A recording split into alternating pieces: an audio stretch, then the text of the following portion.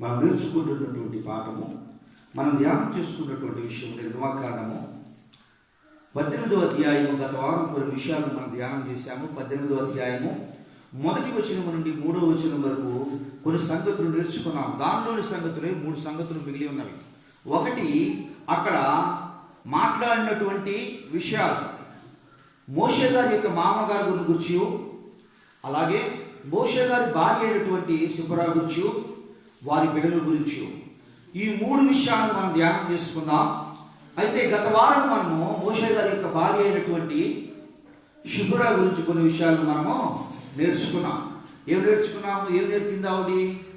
ఉండవలసిన సమయంలో తన భర్త అంట ఉండక, నడవలసిన సమయంలో తన భర్త అంట నడవక, తన బిడ్డలను అయోగ్యులుగా మిగిల్చింది అని చెప్పి గత వారం మనం ధ్యానం చేసుకున్నాం.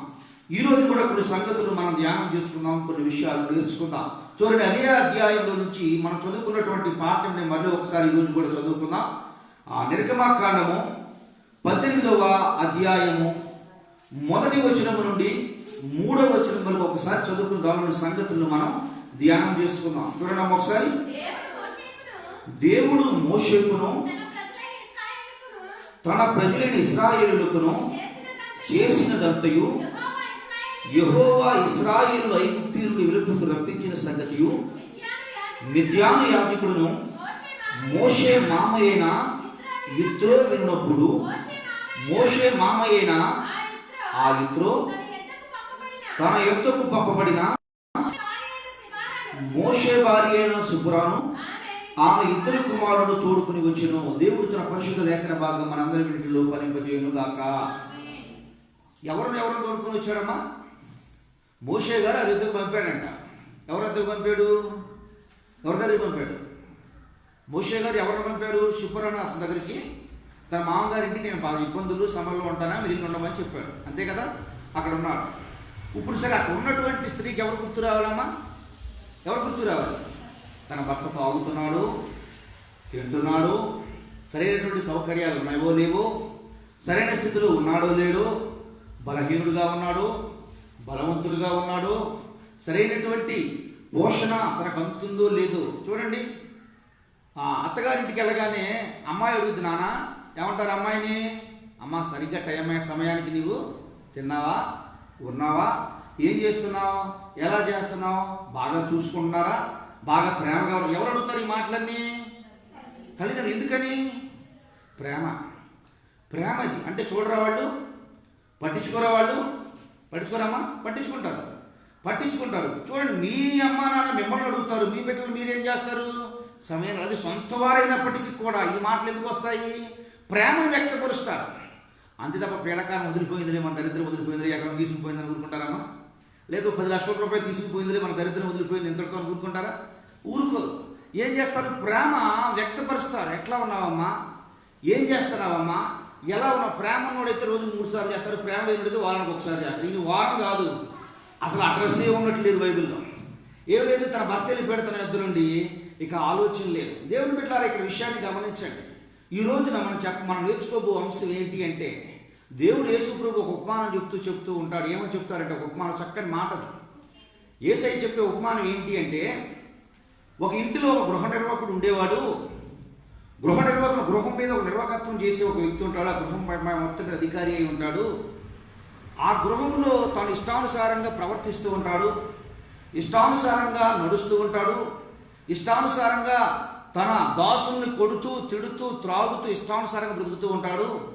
ఈ గృహం మొత్తం ఒక యజమానుడు తన చేతిలో పెట్టి, ఆ యజమానుడికి పలానా రోజు నేను వస్తాను, పలానా సమయానికి నేను వస్తాను, నా ఏవేవైతే నీకు ఇచ్చానో వాటి లెక్క మొత్తం నాకు అప్పచెప్పాలి అన్నప్పుడు అతను వెంటనే తేరుకుంటాడంట. తేరుకుని అంటూ ఉంటాడంట, ఇదిగో నేను క్రమంగా లేను, అక్రమంగా బ్రతుకుతున్నా, నా ఇష్టం వచ్చినట్టు నేను జీవిస్తున్నాను, ఇష్టానుసారంగా బ్రతుకుతూ ఉన్నాను. అయితే రేపొద్దున నా యజమానుడు వచ్చి నన్ను అడుగునప్పుడు నా అక్రమం బయటపడుతుంది, నేను చేసే ప్రతి తప్పులో నాకు బయటపడుతుంది. కనుక నేను ఒక పని చేస్తాను. ఏమని చేస్తాను అంటే, రేపొద్దున నేను ఇక్కడి నుంచి బయటికి వెళ్ళిపోయిన తర్వాత కంపల్సరీగా గుర్తుండాలి, కంపల్సరీగా నేను బ్రతకాలి. అయితే ఒక పని చేస్తాను.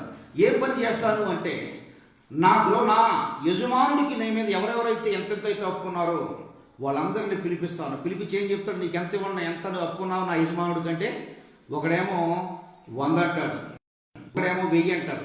అతను పిలిచి అంటాడు, ఏమని చెప్తూ ఉంటాడు అంటే, ఏమని చెప్తాడమ్మా, నీ దగ్గర ఉన్న దాంట్లో 1000 అన్నావు కదా, సగం కొట్టేసి 500 రాసుకో.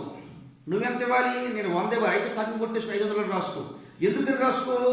ఎందుకని రాసుకుంటే రేపొద్దున ఏం జరుగుతుందో, రేపొద్దున జరిగే ఆలోచనల గురించి ఈ రోజున తను ఏమై ఉన్నాడు, మేల్కొన్నాడు అంటాడు యేసు ప్రభు. ఆ గృహ నిర్వాహకుడు చాలా యుక్తిగా జరిగించాడు. అంటే ఏంటి అర్థం అక్కడ? రేపటిని గురించి, రేపటిని గురించి, రేపు జరగబోదాన్ని గురించి చాలా యుక్తిగా, రేపు బ్రతకటం కొరకు తాను పడినటువంటి ప్రయాస ఇక్కడ చాలా జ్ఞానంగా మేలుకున్నాడు. నిజమే, నేటి దినమందు జ్ఞానం లేని వ్యక్తులు ఎవరంటే క్రైస్తవులే. ఎందుకు క్రైస్తవులు జ్ఞానం లేనటువంటి వ్యక్తులు అంటే, రేపు చాలా మంది మనం అందరూ అన్ని జాతుల నుండి క్రైస్తవ్యంలోకి ఎందుకు వచ్చాము? క్రీస్తుని ఎందుకు ఎరిగాం? మనము ఈ లోకంలో వచ్చే ఆశీర్వాదాలకైనా, ఈ లోకంలో వచ్చే దీవెన కొరకైనా మనం నమ్మినటువంటి గ్రంథము, మనకు తెలియపరిచినటువంటి గ్రంథం చెబుతుంది, ఈ లోకంలో మనిషి ఒకేసారి భూమి మీదకి వస్తాడు, మరలా ఈ భూమి మీదకి రాడు. ఇక్కడ నుంచి ఇంకొక రూపం ధరించుకోడు. ఒక మనిషి ఒకేసారి ఈ భూమి మీదకి వస్తాడు. ఒకేసారి వచ్చినటువంటి వ్యక్తికి 2 దారులు పోవాలి. ఒకటి నరకము, రెండోది పరలోకము. ఒకటి నరకంలోకి వెళ్ళాలి, 2 పరలోకంలోకి వెళ్ళాలి. ఒకటి తప్పితే 2 మార్గాలు తప్పితే మరొక మార్గం లేదు. ఇక్కడ నుండి పిల్లిగానో, కుక్కగానో, కోతిగానో, చేపగానో, లేకపోతే ఒక చెట్టుగానో, ఒక పుట్టగానో, ఏగ్గానో, దోమగానో పుట్టరు. మనిషి దేవుడు తన స్వరూపంలో, తన పోలికలో చేసినటువంటి మనిషి ఒకేసారి ఈ భూమి మీదకి వచ్చాడు. ఒకేసారి భూమి మీదకి వచ్చినటువంటి మనిషి ఈ ఒక్కసారి మాత్రమే మళ్ళా భూమి మీదకి అతను రాడు. వచ్చినటువంటి వ్యక్తి వారు చేసిన క్రియలను బట్టి, వారు చేస్తున్న పనులను బట్టి 2 మార్గాల్లోకి వెళ్ళాలి, 2 దారులు ఉండాలి, 2 శాఖకు పోవాలి అతని గమ్యం. ఒకటి నరకమన్నా, రెండోది నిత్య జీవం అన్నా. నిత్య జీవంలోనే ఉండాలి, నిత్య నరకంలో ఉండాలి. ఈ 2 విషయాలను క్రైస్తవుడు మర్చిపోతూ ఉన్నాడు. క్రైస్తవుడు ఏ రోజు కాదు ఈ రోజు గురించి ఆలోచిస్తూ ఉన్నాడు. ఈ రోజు ఏం చేసామని దాని గురించి ఆలోచిస్తున్నాడు. రేపొద్దున మన జీవితం ఏంటి, రేపొద్దున మన పరిస్థితి ఏంటి, మన భక్తి ఏంటి అని ఆలోచనైనటువంటి వ్యక్తులుగా నేటి క్రైస్తవ సమాజంలో అనేకులు బ్రతుకుతూ ఉన్నాం. ఎందుకు యేసు ప్రభు నమ్ముకున్నాము అంటే, యేసు ప్రభు స్వస్థపరచపరుస్తాడు, యేసు ప్రభు ఆర్థిక ఇబ్బంది నుంచి విడిపిస్తాడు, యేసు ప్రభు సమస్య నుంచి పరిష్కరిస్తాడు, సమాధానం ఇచ్చే పరిస్థితి కూడా ఇస్తాడు. మరి వీటి కొరకే మాత్రమైతే యేసు ప్రభు వద్దకు మనం రావాల్సిన అవసరమో లేదు. ఎవరి దగ్గర రావాలి? వీటికి మాత్రమే అయితే భూమి మీద చాలా మంది చేసేవారు. వీటికి మాత్రమే కాదు, యేసు ప్రభు నీకు నాకు ఏమిస్తున్నాడంటే నిత్య జీవము, తరతరములు, యుగములు నిత్యము ఆయనతో పాటు భాగ్యము దేవుడు మనకు అనుగ్రహిస్తున్నాడు. కనుక మనం ఇక్కడ ఉన్నాం, ఇక్కడ ఉంటున్నాం, ఇక్కడికి వస్తూ ఉన్నాం. ఇక్కడ అందుకే యేసయ్యని మనము అంగీకరించిన దేవుని బిడ్డలారా, ఇక్కడ విషయాన్ని గమనిస్తే నేను చెప్పబో విషయం ఏమిటి అంటే, యెత్రో గురించి కొన్ని విషయాలు మీకు తెలియజేస్తాను. ఈ యెత్రో ఎవరు? మిద్యాను యాజకుడు. మిద్యానులు ఆరాధించేది ఎవరిని అమ్మా? ఎవరిని ఆరాధిస్తారు మిద్యానీయులు? ఎవరు? అన్య దేవత ఆరాధికులు. వాళ్ళ మధ్య యాజకుడై ఉన్నాడు ఈయన. ఎక్కడున్నాడు? అన్ని జనాంగం మధ్య, నిజదైవం కాని వారి మధ్య యాజకుడై ఉన్నాడు. ఆ వ్యక్తి చాలా యుక్తిపరుడు. ఎటువంటి యుక్తిపరుడు? తన భార్య తన భర్త గురించి పట్టుకోవట్లేదు, కానీ తన అల్లుడు గురించి, తన మామ మాత్రం చాలా ఎప్పటికప్పుడు ఏం చేస్తూ ఉన్నాడు? ఎంక్వైరీ చేస్తూ ఉన్నాడు. ఎటువంటి ఎంక్వైరీ చేశాడు? మొట్టమొదటిగా చూడండి, మొదటి వచ్చిన ఏమంటాడు అమ్మా?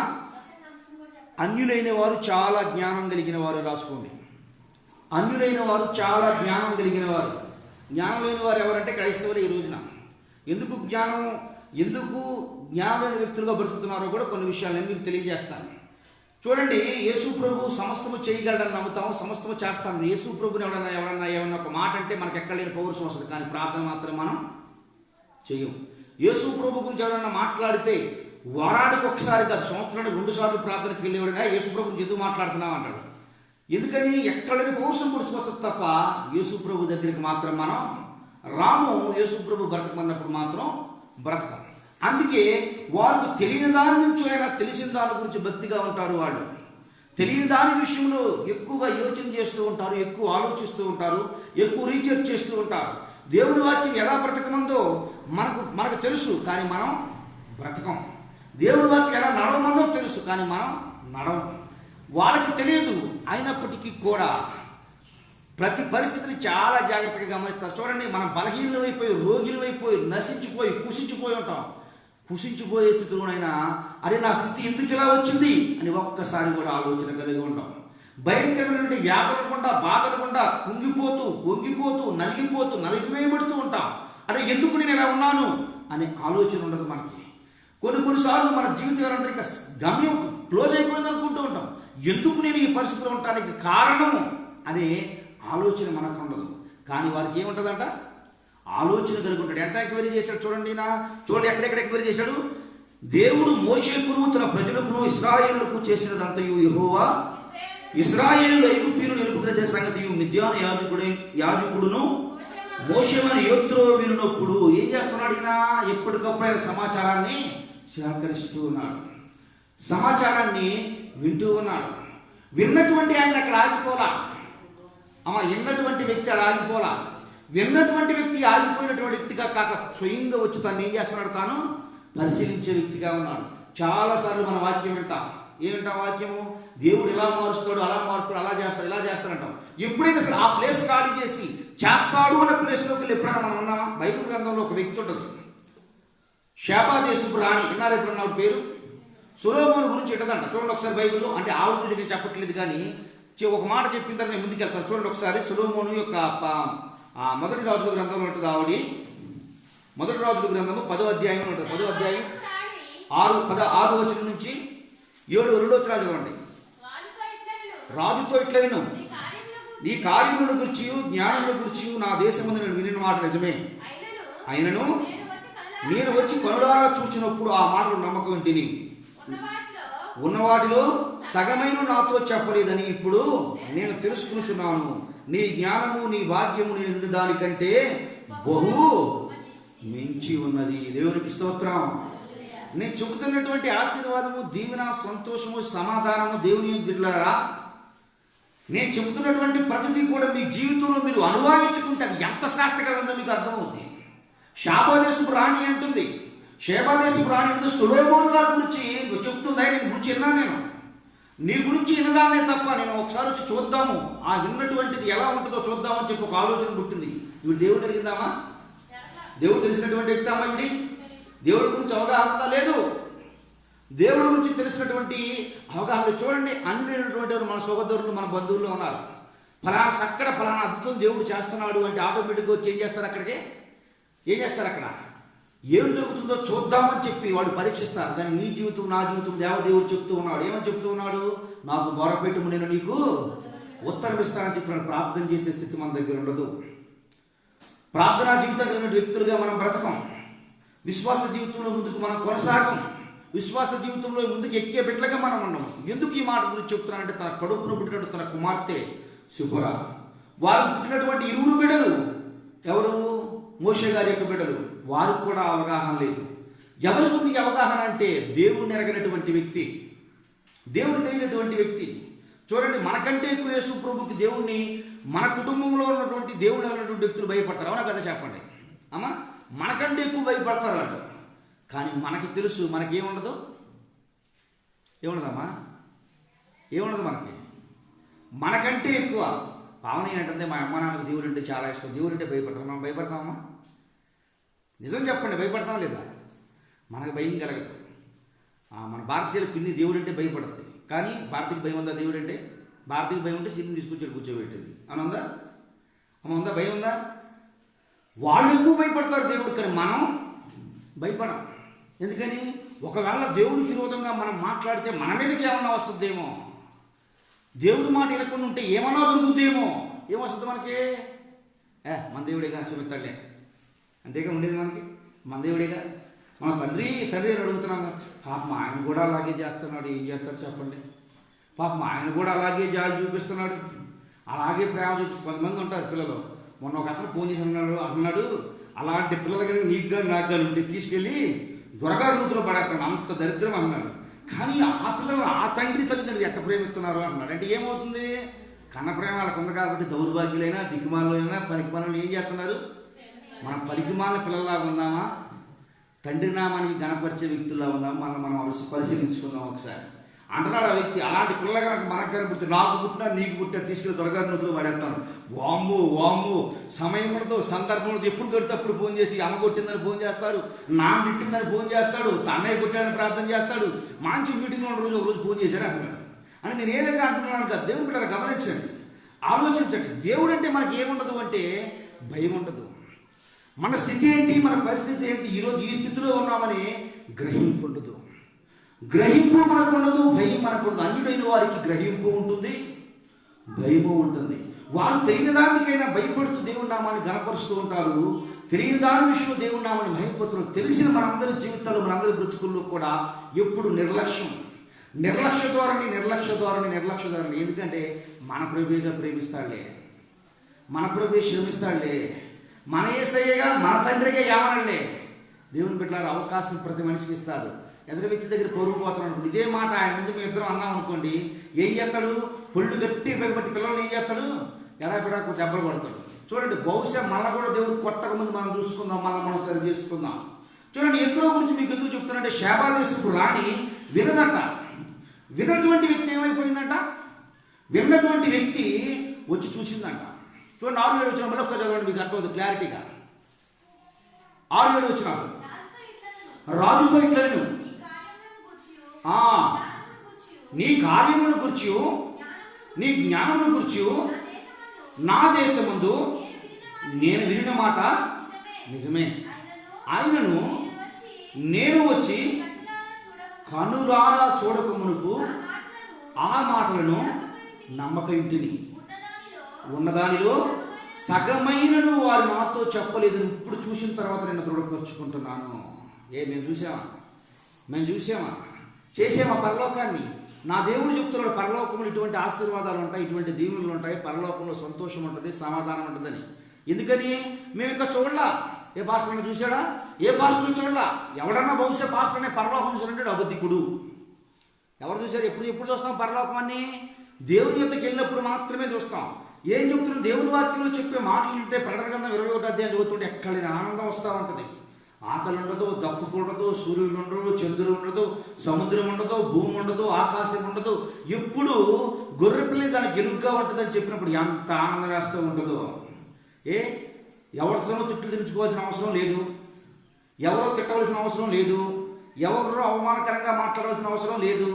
ఏ భారము ఉండదు, ఏ బాధిత ఉండదు, గ్యాస్ ట్రబుల్స్ ఉండవు, కష్టాలు ఉండవు, తలనొప్పులు ఉండవు, ఏ నొప్పి ఉండదు. ఏముండదు? ఇప్పుడు సంతోషము, సమాధానము, ఆనందం, నిత్యము దేవుని గొర్రెపిల్ల ఎదుట చూసి దేవుణ్ణి స్తుతించడమే పని. రెండో పని ఏమి ఉండదు, రెండో ఆలోచన ఏమీ ఉండదు. నిత్యము సైన్యములకు అధిపతి యెహోవా పరిశుద్ధుడు, పరిశుద్ధుడు, పరిశుద్ధుడు, సర్వలోకమాయన మంతునిదని నిత్యము దూతలతో పాటు మనం కూడా ఒక్కొక్క ఏరియాకి ఒక్కొక్క ప్లేస్ ఉంటుందంట, ఒక్కొక్క అంతస్తుకు ఒక్కొక్క ప్లేస్ ఉంటుందంట. భక్తులు వివరించినటువంటి మాటల గురించి మీకు తెలియజేస్తున్నాను దేవుని బిడ్డలారా. చూడండి, మన జీవితంలో, మన బ్రతుకుల్లో అది చూడగా మనం వెళ్ళి చూసిన తరువాత భూలోకంలో యేసు ప్రభు చెప్పిన మాట ప్రకారం మనం వింటూ ఉండగా కొంత ఆనందం కలుగుతూ ఉంటుంది. అప్పుడు ఇక్కడే ఇంత సమాధానం, ఇంత ఆనందంతో ఉంటే నిత్య జీవంలోకి ఎంత సంతోషంగా ఉంటామో చెప్పండి, ఎంత ఆనందంగా ఉంటామో చెప్పండి. ఎవరికైనా ఆలోచన వస్తుందా? ఎవరైనా అటువంటి ఆలోచన కలిగి ఉంటున్నారా? దేవుడు గమనించండి. ఇక్కడ ఈ తల్లి చెప్తూ ఉంది, ఈ అమ్మాయి చెప్తూ ఉంది, ఈ ఆవిడ చెప్తూ ఉంది, రాణిగారు చెప్తూ ఉంది, నేను నీ గురించి విన్నానయ్యా, నీ గురించి నేను విన్నా కానీ నాకు నమ్మబుద్ధి అవలా. అరే తేడా వచ్చి చూస్తున్నాడు, కొంచెమే చెప్పారనిపిస్తుంది నాకు. ఇంకా చాలా ఉంది, చెప్పవలసింది చాలా ఉంది. అంతే అన్నదమ్మా మాట, అంతేనా ఆవిడనే మాట? అరే నేను చిన్నది కొంచెమేనయ్యా నీ గురించి, ఆ కొంచెమే చూద్దామని వస్తే ఊరు ఇంత గనుడు ఏంటి నువ్వు, ఇంత గొప్పగా ఉన్నావేంటి నువ్వు, ఇంత ఉంది. నీ పనివారి భాగ్యం ఎంత గొప్పది, నీ దగ్గర పనిచేసేవారి భాగ్యం ఎంత గొప్పది, నీ యొక్క జ్ఞానాన్ని చూస్తే నాకు ఆశ్చర్యం వేస్తూ ఉన్నాయని చెప్పి ఆవిడ చెప్తూ ఉందంట. నిజమే, మన జీవితంలో నేను ఎప్పుడో నుంచో పాస్టర్ గారు మీకు మొత్తుకుంటున్నాడు, అమ్మ ఎప్పుడు ప్రార్థన చేయమని, ఎప్పుడు చేయమని, కనీసం 1 గంట సేపు ప్రార్థన చేయండి అమ్మా నీ కుటుంబం గురించి. ఎప్పుడైనా చేశారా? చెప్పండి. చేయకుండా ఏం చూస్తారు? ఎందుకని చెప్తున్నాను? నేను చేశాను కనుక, నేను చూస్తూ ఉన్నాను కనుక నేను మీకు చెప్తున్నాను. 1 గంట సేపు ఉదయమే లేవగానే నీ బిడ్డల కొరకు, నీ కుటుంబంలో ఉన్నటువంటి ప్రతి వ్యక్తి కొరకు ప్రార్థన చేయండి. వాక్యం చదువుకోండి, బైబిల్ చదువుకోండి. మీ ఇంట్లో ఉన్నటువంటి సమాధానం, నీకున్నటువంటి శాంతి, నిజంగా ఆ శాంతి, ఆ సమాధానాన్ని వెలకట్టలేంది, ఎక్కడ దొరకదు. అది ఎక్కడా ఊహించడానికి కూడా కుదరదు. ఎక్కడో వదిలిపెట్టి పనికిరాని చోట్ల ఇరుక్కుంటుంటాం మనం. పనికిరాని చోటలా, పనికిమాల చోటలో ఇరుక్కుంటూ ఉంటాం. చూడండి, అన్యులు ఎంత గ్రహింపు కలిగిన వారంటే మాట చెప్తే వెంటనే మాట అట్రాక్ట్ అవుతారు. బైబిల్ గ్రంథంలోని 2 రాజుల గ్రంథంలో ఒక వ్యక్తి ఉంటాడు, నయమాను. అమ్మ బైబిల్ తీయాల్సిన అవసరం లేదు. నయమాను అని ఉంటాడు. తన ఇంట్లో పని చేస్తూ ఉంది ఒక పనిపిల్ల. ఇశ్రాయేలు దేశం నుంచి వస్తుంది. ఇశ్రాయేలు దేశం నుండి వస్తుంది. మీరు కావాల్సిన రెఫరెన్స్ కావాలంటే 2వ అధ్యాయం 5వ వచనంలో ఉంటుంది. ఆవిడ 2వ రాజుల గ్రంథం 5వ అధ్యాయం 14-15 వచనాల్లో ఉంటుంది. ఉంటాడు ఆ వ్యక్తి దేవుణ్ణి నమ్మాడు. 4వ వచనం నుంచి స్టార్ట్ అవుతుంది అతని చరిత్ర. అతను అంటూ ఉంటాడు, ఆ ఇంట్లో పనిచేసే ఒక అమ్మాయి, అయ్యా అమ్మా యజమానురాలా, నా యజమానుడు చూస్తే భయంకరమైన వ్యాధితో, కుష్టి వ్యాధితో సతమతం అయిపోతూ ఉన్నాడు. నా దేశంలో ఒక ఎవరున్నారు, ప్రవక్త ఉన్నాడు. ఆ ప్రవక్త దగ్గరికి వెళ్తే ఆ ప్రవక్త ఏం చేస్తాడు, ప్రార్థన చేస్తే స్వస్థ వస్తుంది. ఎవరెవరితో చెప్తున్నారు, ఎవరితో చెప్తూ ఉన్నారు? పనిపిల్ల చెప్తే మాట వింటారమ్మా? సైన్యాధిపతి 100 మంది సైనికులకు అధికారం. ప్రెసిడెంట్ గారికి ఒక ఊళ్ళో ఉన్నప్పుడు ఒక ప్రెసిడెంట్ గారు చెప్తే ఆ ఇంట్లో పనిచేసే పిల్ల మాట వింటాడా? దేవుని వాక్యం ఎవరు చెప్పినా వినండి. నేనే కాదు, నీ పిల్లలు నీతో చెప్పినా దేవుని వాక్యం విను. పేతురు కోడి చెప్తే అన్నాడు, నా మాట నువ్వు నన్ను ఎరగనను 3 సార్లు కోడి కూయక మునుపు నన్ను 3 సార్లు కోడి 3 సార్లు కూయక మునుపు నీవు నన్ను ఎరగనని 3 సార్లు చెప్తావు అని చెప్పాడు. వెంటనే కోడి కోయగానే దేవుడి వాక్యం తనకేమైంది, గుర్తొచ్చింది. అంత భక్తులైనటువంటి పేతురు గారే కోడి కూస్తే కోడి చెప్తే వాక్యాన్ని లోబడి ఉన్నాడు. మనం అనుకోవచ్చు ఆయన స్థాయి ఎంత, ఆయన బతికెంత, ఆయన రేంజ్ ఎంత, ఆయన కేపబిలిటీ. నీ పిల్లల గురించి నీకు వాక్యం చెప్పినా నువ్వేం చేయి, సరి చేసుకో, సరిదిద్దుకో, క్రమశిక్షణలో ఉండు. ఎందుకంటే దేవుని వాక్యం సజీవమైనది. అది మూలగను లోపలికి ఎముకల్లో దూరి మూలగను కట్ చేసేస్తుంది. దేవుని వాక్యం ఎప్పుడైతే వింటామో అది హృదయంలోకి వెళ్తుందో ఆ వాక్యం నీ జీవితంలో గొప్ప అద్భుతాలను చేయడం ప్రారంభిస్తుంది. వాక్యాన్ని ఎప్పుడైతే నువ్వు లోబడి బ్రతుకుతావో ఆ వాక్యం నీ కుటుంబాన్ని అనేకమైన అద్భుతాలను చేయడం మొదలుపెడుతుంది. ఆ వాక్యం నీ ప్రవర్తనలో మార్పు తీసుకురావడానికి ప్రయత్నం చేస్తుంది. ఆ వాక్యం నీ జీవితానికి గొప్ప వెలుగును అనిపిస్తూ ఉంది. ఆ వాక్యం నువ్వు వెలిగిస్తూ ఉంది, నీ కుటుంబాన్ని కడుతుంది. దేవుని బిడ్డలారా, ఈ యొక్క చూసినట్టు ఆ గ్రామంలో ఉన్నటువంటి ఇంట్లో ఉన్నటువంటి చిన్నది చెబుతూ ఉంది. ఏమని చెబుతుంది? అమ్మా నా యజమానురాలా, ఎవరివిడి దాసిగా శరగా పట్టుకుని పోయారు. శర అంటే ఇంకోసారి చెప్పిన ఎటువంటి శర మా శర కొట్టొచ్చు, తిట్టొచ్చు, చంపటం ఒకటి తప్ప అన్నీ చేయొచ్చు. ఒక ఎద్దురు కొనుక్కొచ్చుకున్నట్టే, ఒక కుక్క పిల్లని కొనుక్కొచ్చుకున్నట్టే, ఒక మేక పిల్లని కొనుక్కొచ్చుకున్నట్టే, ఒక కోడిని కొనుక్కొచ్చుకున్నట్టే. వాళ్ళకి దాసునికి తేడా ఏమీ లేదు. ఇంకో విషయం చెప్పాలి అంటే ధర్మశాస్త్రం వచ్చిన తర్వాత చంపకూడదని ఒక శాసనం ఉంది. ఆ ధర్మశాస్త్రం తెలుసా నయమానికి? ధర్మశాస్త్రం తెలియదు. ధర్మశాస్త్రం తెలియనటువంటి వ్యక్తి కాదు, దేవుడు తెలుసుకున్నటువంటి వ్యక్తి కాదు, ధర్మశాస్త్రం పట్ల అవగాహన ఉన్నటువంటి వ్యక్తి కాదు నయమాన్. చూడండి, అన్యుడు ఎంత షార్ప్గా ఉంటాడు అంటే, ఎంత గ్రహింపు కలిగి ఉంటాడు అంటే, దైవమని దేవుడని ఏ విషయం గురించి అయితే ప్రకటిస్తామో దానికి లోబడుతూ ఉంటాడు. ఆ విషయానికి లోబడుతూ ఉంటాడు. దేవుడు అని చెప్పాలి తప్ప లోబడకుండా ఉండడు. ఏమాత్రము కూడా వారిని గద్దించడు. అందుకే వాళ్ళు భక్తికి ఎక్కువగా ఉంటారు. అన్నీ తెలిసిన మనం దౌర్భాగ్యంలో మిగులుతున్నాం. ఏమి తెలియనటువంటి వ్యక్తి ఆశీర్వాదకరంగా ఉంటున్నారు. అవునంటారు కాదంటారు? ఏమి తెలియనటువంటి వ్యక్తులు ఏ భక్తిని అయితే కలిగి ఉన్నారు ఆ భక్తి ఎందు భయభక్తులు కలిగి క్రమంగా ఉంటారు. చూడండి, అక్కడి నుంచి వచ్చేసాడు. అది అయిపోయిన తర్వాత రాజుగారికి ఒక లెటర్ రాపిస్తాడు. అయ్యా రాజుగారు ఇశ్రాయేలు రాజ్యంలో ఒక ప్రవక్త ఉన్నాడంట. ఆ ప్రవక్త మా యొక్క సైన్యాధిపతికి కుష్టివ్యాధి ఉంది, మీకు నేను లెటర్ రాసి పంపిస్తున్నా, ఏమైనా సరే మా యొక్క సైన్యాధిపతిని ఏం చేస్తారు, మీరు దగ్గరుండి ఆ ప్రవక్త దగ్గరికి తీసుకుని వెళ్ళి దర్శనం చేయించి, అంతేగా ఇప్పుడు భాషలో మాట్లాడే దర్శనం చేయించి, దర్శనం క్షేమంగా సమాచారం చూసి తిరిగి తీసుకుని మళ్ళీ మా ఇంటికి పంపించమంటే రాజుగారు బట్టలు చింపుకొని కూర్చుంటాడు. ఈ నా మీద యుద్ధాన్ని తప్పితే ఎందుకు ఆలోచించట్లేదని. ఒక విషయం గమనించండి, అక్కడేమో ఎంత లోబడేతనమో, ఎంత గ్రహింపలేనటువంటి వ్యక్తులో చూడండి. ఇంట్లో పనిమని చెప్తే సైన్యాధిపతి నమ్మాడు, సైన్యాధిపతి చెప్తే రాజు నమ్ముతూ ఉన్నాడు. కానీ ఇశ్రాయేలు దేశంలో రాజు ఉన్నాడు, ఆ రాజ్యంలో ప్రవర్తన విషయమే ఆయన తెలియదు. ఎంత దౌర్భాగ్యం ఆలోచించండి. ఇశ్రాయేలు దేశంలో ఆ దేశంలోనే ఉన్నాడు ప్రవక్త. ఉందా బైబిల్లో ఈ మాట? తన వస్త్రాన్ని చింపుకున్నాడు రాజు. ఏ రాజు చింపుకున్నాడు? సిరియా రాజు ఏమో లెటర్ రాస్తున్నాడు, ఇశ్రాయేలు రాజు వస్త్రాలు చింపుకుంటున్నాడు. ఎందుకని? నాకు తెలియదు. నా ఊళ్ళో ఎక్కడ, ఎందుకంటే బైబిల్ కాలేజ్ ఉందంటే ఇక్కడ పాస్టర్లు కొంతమంది చెప్తారు. ఎక్కడుంది? ఎక్కడెక్కడో ఉందని తెలుస్తూ ఉంది. ఎక్కడుంది? ఎప్పుడు వెళ్ళలేదే. నీకు ఎప్పుడైనా నీ చూపు కింద ఉంటే, నీవు చూపు ఎప్పుడూ కూడా పారేసుకున్నట్టు ప్రపంచం మీద, లోకం మీద ఉండటమే తప్ప భక్తి జీవితంలో నీ హృదయం ఎప్పుడైనా ఏడుస్తే తెలుస్తుంది. అంతేనా? ఎప్పుడు నీ చూపెప్పుడు పైపైనే లోకం వైపేనాయా. తెలుసుద్దో చెప్పండి? భక్తి జీవితంలో తెలుసుదో చెప్పండి దేవుని బిడ్డలారా. ఇక్కడ విషయాన్ని మీరు జాగ్రత్తగా గమనించండి. సిరియా రాజ్యం లెటర్ రాసి పంపిస్తున్నాడు. నీకెట్లా తెలుసున్నాయేమో అని అడిగితే మా ఇంట్లో పని పిల్లలు చెప్పిందయ్యా అంటే నమ్ముతారు ఎవడన్నా? ఒప్పుకుంటారా అమ్మా? అంగీకరిస్తారా? సిరియా రాజు అన్న బైబిల్లో 4వ అధ్యాయంలో ఉంది కదా ఈ మాట. చూస్తారా మళ్ళీ ఒకసారి ఏమంటారు అక్కడ? రాజు ఏం చెప్తాడు? వస్త్రాలు చెప్పుకున్న సంగతి చూడండి ఉంటుంది అక్కడ 4వ అధ్యాయంలో ఉంటుంది.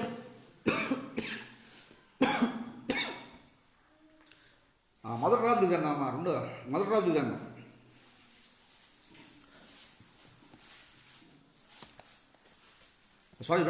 రెండో రాజులు గ్రంథం. రాజు వస్త్రాలు చెప్పుకుంటాడంట. దేనికని వస్త్రాలు చెప్పుకునేది? రాజు వస్త్రాలు చెప్పుకునేది దేనికి? ఆ రాజేమో లెటర్ రాసి పంపిస్తున్నాడు, ఈ రాజేమో వస్త్రాలు చెప్పుకుంటున్నాడు. 7వ వచనం, వస్త్రములు చింపుకొని బ్రతికించుటకును నేను దేవుడునా ఒకరికి మాన్పమని నా ఎదురికి ఇతరుని పంపుటమేమి? నాతో గొడవ పెట్టుకోవడానికి ఇది కారణం కాకపోతే ఏంటి? అట్లు ఎట్లు దొరుకుతున్నాడు, ఎత్తుకుచున్నాడు. నా మీద ఎట్లా గొడవ పెట్టుకోవాలని నేను అనేకమైనటువంటి కారణాలు చేస్తున్నాడు. ఎవరు అంటున్నారు ఈ మాట? ఏ దేశంలో అయితే రాజు ఉన్నాడో, ఏ దేశంలోనైతే రాజు రాజు అయితే ఉన్నాడో, ఏ దేశంలో అయితే ప్రవక్త ఉన్నాడో, ఆ ప్రవక్త ఉన్నటువంటి దేశపు రాజు. ఇంకో మాటలో చెప్పాలంటే ఇశ్రాయేలు రాజు. ఇశ్రాయేలు అంటే ఎవరు?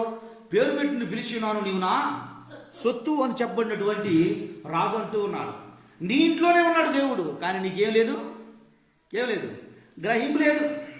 నీ ఇంట్లోనే ఉన్నాడు దేవుడు, నీకు గ్రహింపు లేదు అంటున్నాడు దేవుడు. మీరిద్దరు ముగ్గురు మీ కుటుంబంలో కూర్చొని మీ మధ్యకి వస్తా నేను.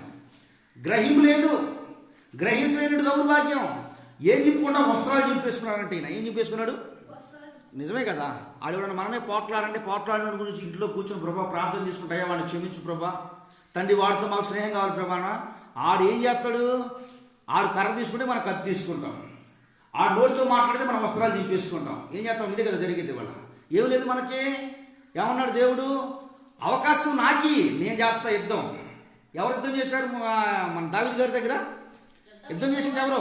యెహోవా యుద్ధం చేశాడు. నువ్వు నుంచో అంతే. నువ్వు నుంచో, దేవుని యందు వాక్యమందు నిలబడి ఉండు, వాక్యం పట్ల క్రమం కలిగి ఉండు, దేవుని మాట పట్ల విజేత చూపుతూ ఉండు. యుద్ధం ఎవరు చేస్తారు? నువ్వు చేయవలసిన అవసరం లేదు. అది నువ్వు చేస్తే గాలుడు అయిపోతావయ్యా. నువ్వు మాట్లాడితే నీవు నోరు గాలైపోతే నువ్వు శత్రువు అయిపోతావు.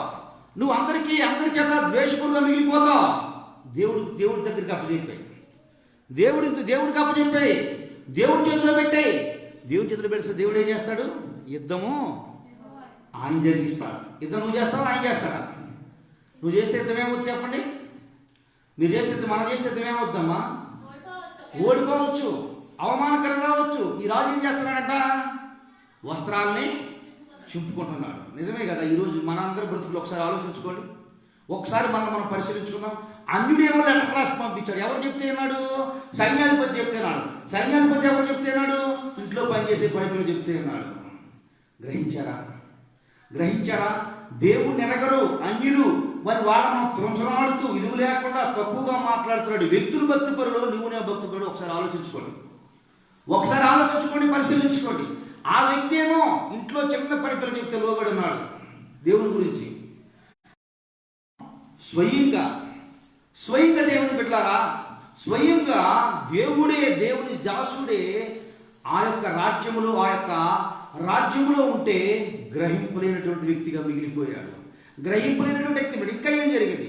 ఆ తర్వాత రాజుకు చెప్తాడు, మళ్ళీ వర్తమానం పంపిస్తాడు ప్రవక్త. ఇదిగో ఇప్పటి వరకు నువ్వు కన్ను మూసుకుని ఉన్నావు, కనులు లేని వ్యక్తిగా బ్రతికావు. నీ దేశంలో ప్రవక్త నాడు గుర్తుంచుకో. పంపించాడమ్మా?